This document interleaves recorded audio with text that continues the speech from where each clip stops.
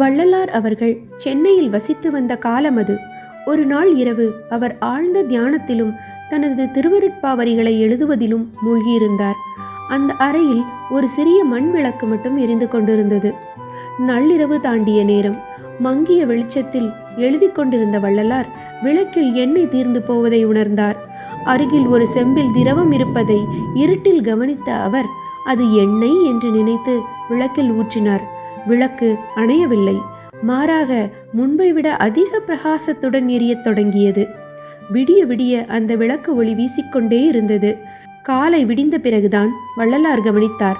அவர் இரவு ஊற்றியது எண்ணெய் அல்ல, வெறும் தண்ணீர். தெய்வீக அருளால் நீரால் கூட நெருப்பை எரிக்க முடியும் என்பதை உலகம் உணர்ந்த தருணம் அது. வள்ளலார் சித்து செய்பவர் அல்ல, அவர் ஒரு ஞானி. ஒருமுறை அவர் படுத்திருக்கும் போது ஒரு திருடன் அவர் அணிந்திருந்த தங்க கடுக்கனை திருட முயன்றான்.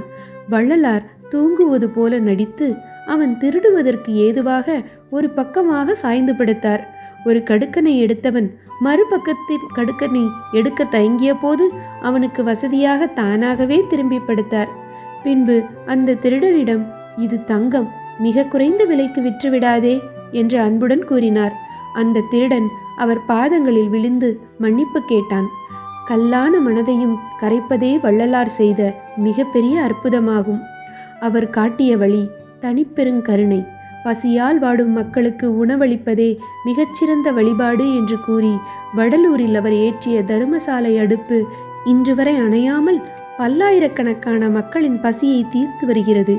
வாடிய பயிரை கண்ட போதெல்லாம் பாடினேன் என்ற அவர் வரிகளே ஒரு மனிதன் தெய்வமாக உயர்ந்த இந்த புனித கதையை சொல்லும்.